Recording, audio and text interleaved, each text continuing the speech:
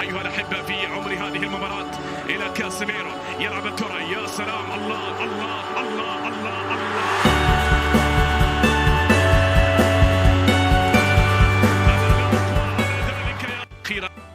Yoo-hoo-hoo! Good morning, people. It is Wednesday, and what have we witnessed?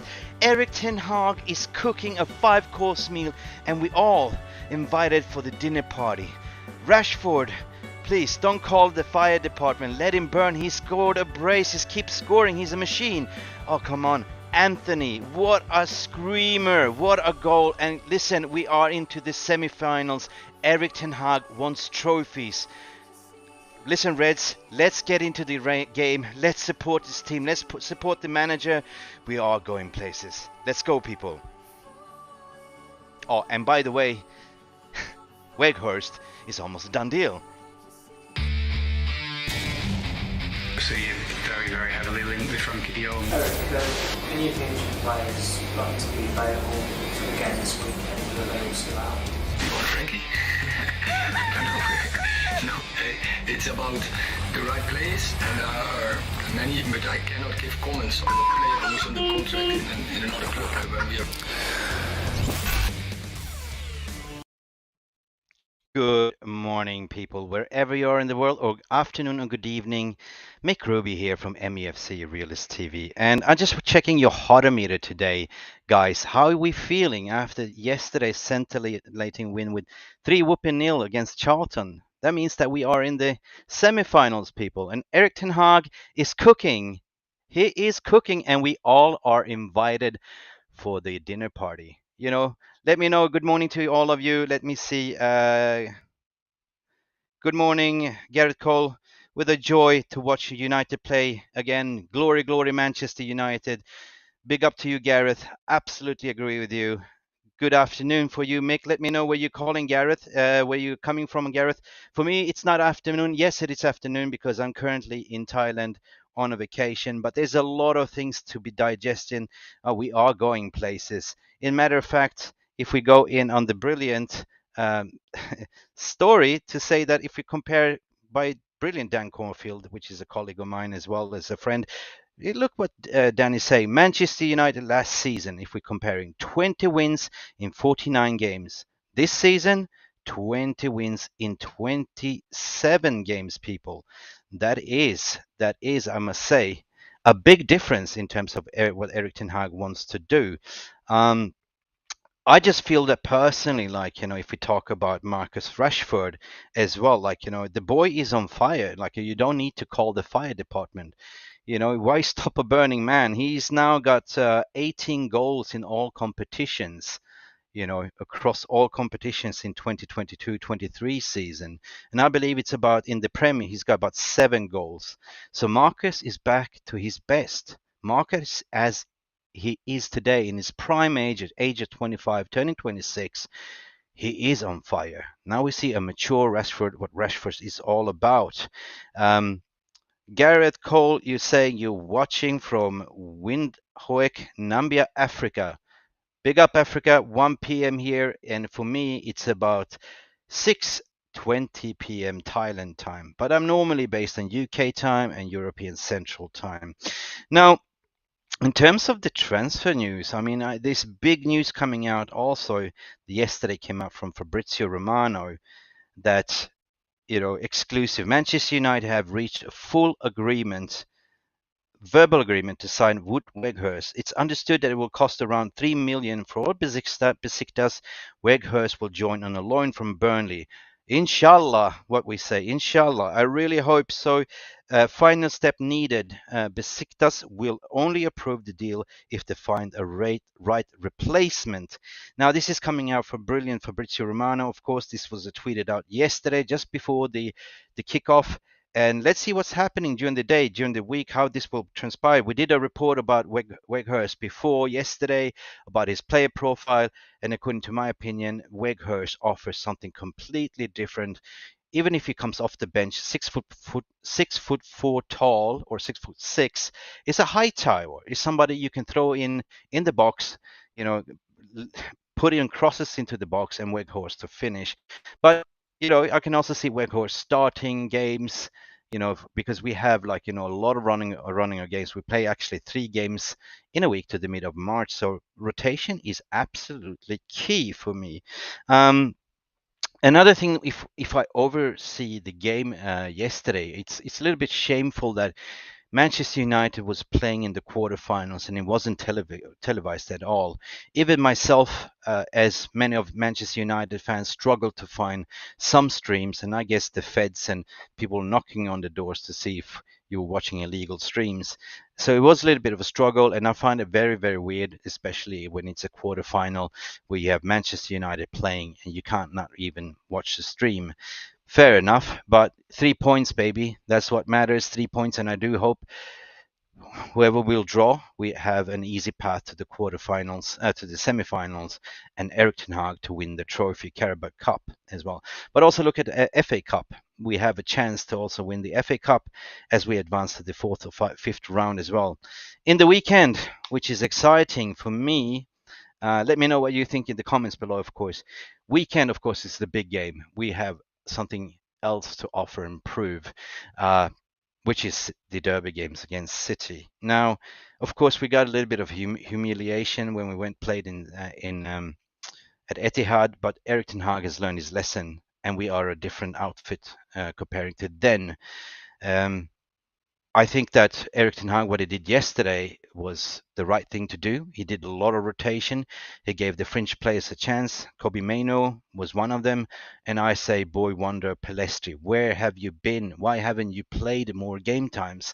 Pelestri, when he came off the bench, offered and actually assisted Rashford. That was the 2-0 goal as well. Pelestri looks very, very sharp. Pelestri offers something different that you can throw in it at the later stages, like 15, 20 minutes of the game to replace Anthony. By the way, Anthony, big up, he scored a beautiful screamer from the right flank, curved it right up in the left-hand corner. Unstoppable for the goalie to take. In general, the mood check for me, I just feel it's amazing to be a Manchester United supporter, considering where we was for the last couple of 6 years. We haven't won a trophy, and now we're staring at the barrel. We are in 3 league competition. We are 3 competitions: the Carabao Cup, the FA Cup. We are advancing in the Carabao Cup. We are advancing in the round of UEFA Europa League. When we are playing Barcelona, and boy, do I look forward for this game. Other than that, in overall, Ten Hag's performance, it's for me 9 out of 10. He got it absolutely spot on with his substitutions, with his rotation of the squad, and we can see that he's clearly thought about moving forward. In terms of the January transfer window, I only see potentially Weghorst if he comes in. That will be the only signing that we make, and that is great because we need something different on top. We need a proper number 9, a target to sort of replace it or interchange with Martial. Of course, we can start with Martial and put in Weghorst, or Weghorst could start depending on the opponent. Now, going back, what Erik ten Hag has always been consistent ever since he lost against Manchester City. It's been 18 wins in the bounce. He pretty much got pissed off and said, I want to win every game. And do we see that now? We won pretty much every game. I think it's 18 in the bounce right now, or 19. Correct me if I'm wrong. I lost the track. You know what I mean? So let's see how it transpires. In terms of the transfer market, I thought initially it might be a complicated deal to do, but I think that there is a deal to be made, and I hope that we get in Weghorst into the team. Looking forward ahead against City again. Let me know what you think. I think we are a total different outlet. We are playing at home at Old Trafford. City is kind of a little bit not the City as what we saw last year, since they changed the formation of play, adding on Haaland. Haaland started off well, being the top scorer man, but I'm not afraid of Haaland in a certain sense, because I see throwing in Varane and then I see Lisandro Martinez coupled with Diego Dalot and Luke Shaw in the back 4 line. We are safe. And De Gea being in his prime form, the shot stopper, it is absolutely beautiful to see. I think from a statistical point of view, we are on 1v1 defending, the leaders in Premier League now in sort of defensive attributes. It's clearly been seen that we are defending as a team, not only like on the back line, but the top line is also defending. The midfield is dictating the play. Casemiro is being Casemiro. He's being the registrar. We have Ericsson. Oh my God, the Danish Ericsson, the Danish pastry. So that donut hole, as what we started with McFred, I was a little bit afraid, but considering that they are playing well, I have no worries. We have rotation. We have options from the bench. It's going to be a long remaining of the season where we're going to play 3 games a week until the mid-March. So what I've seen in the last 3-4 games, I see that these players, they know how to play. They know the Erik ten Hag system. And I'm absolutely glad, because we are challenging for the top 4. In terms of Glazers not backing us, it's sad state, but I never expected us to be in this position. I don't think anyone expected us to be in this position. If I asked the fan base, they will say no. Realistically, we'll probably finish at 6th or 5th. Even the pundits were saying the same. But here we are right now. We are making Old Trafford our Castle Rock, if you've seen Game of Thrones. Gareth Cole is saying Old Trafford will be rocking for the derby. United to win 2-1. Yeah, 2-1. Yeah, that's a fair play. I mean, when it comes to derbies, my old friend, I haven't been there for 6 years, but last derby it was rocking, definitely. But when it comes to derby, form and position goes out the window. It is who blinks first, and of course we have the advantage. We have the form, we have the winning streak, we have the confidence to play, to attack City, and we know that they are very fragile in the back. So I see probably a 2-win as well, even a 3-win. I remember. Didn't we win 3-1 with the last time we played at Old Trafford against them, with Scotty Mack scored from the mid half with a lob volley. Oh, that was a beautiful goal. That was in a dying second. It was a Fergie time. God, there's some really amazing moments. But in terms of the transfers, let's see how it goes. I want to see Palestri get more game time. Let's talk about Garnacho. He was the man of the match. Garnacho is young player, 18 years of age, and boy, we bought him for 475,000 from Atletico Madrid about 1.5 years ago, and everyone wants him now. I can see Garnacho being a new superstar in the making, and Garnacho is red. But people, this is a short update. I hope. I need to go to Ayush GL. Mr. Ayush, thank you for good morning to you, good afternoon. Ayush agrees with me, 3-1 United, Rashford, Anthony and Ericsson. Ayush, what do you think about Anthony's performance? Do you think he's coming back? What do you think about his screamer, the 2-0 goal, I think it was? I mean, oh my God, that was a pearly. I think it was amazing. In a way, but also let me know what you think about the return, or possibly return of Sancho. I certainly think that we will see Sancho back, and I pray for his mental health that he comes back. But other than that, there's no news coming out in garden transfers. We're all waiting. There's pretty much silence. The latest that we heard that, there is a verbal agreement for Weghorst. I'm excited if we get Weghorst in, because we need bodies. We need an optional striker to come in and play a part in Erik ten Hag's system and team for the remaining of the season, even if it's an option to buy. But you're saying, but if we win against City, then United will need to beat Arsenal. And I feel confident that we'll beat Arsenal. I was speaking to a mate of mine who is a Gunner, Alex the Red Lobster, and he said he's rattled, he's scared about us. He said we are a very thin squad. He said to me, if you look at the Newcastle game, we had no options from the bench. We are very, very thin, and just an injury from Thomas Partey is playing a blinder at the moment. We know that he has cheese hamstrings and he can only play 4 games in a row until he needs the rest. So for me, I'm not worried about us coming to Arsenal, to Emirates Stadium. There might be a possible draw, or we might slap them with 2-1 as well.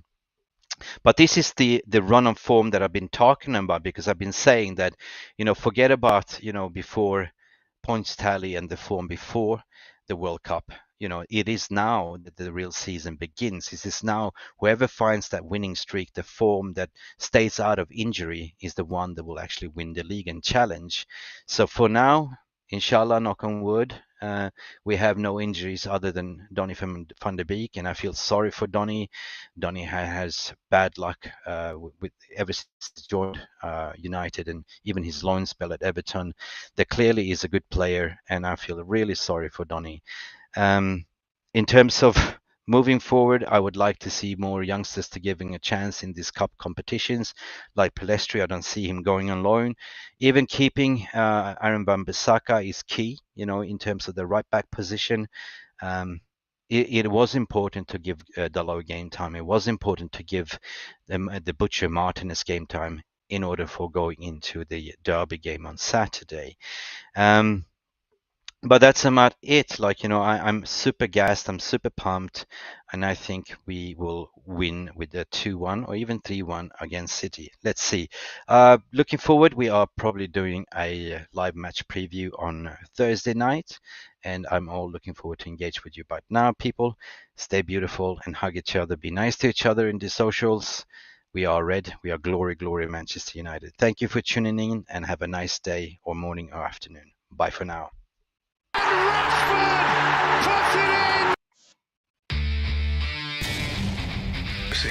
Ha! I'm just joking. Here we go. See you later. Oi, oi, oi. Thank you for watching Mufc Realist TV and this episode. Listen, if you really like what you're seeing, please continue watching other content that we provide, because it's unique content providing by a fan for the fan, allowing you to be real red for real with real opinions, because at the end of the day, we are Mufc Realist TV. Even better, if you want to join our community, make us better, play for the team, hit that join button. Together, we will grow and make it better. Thank you for watching, and by the way, support the team for God's sake, because that's what we do here. Cheers!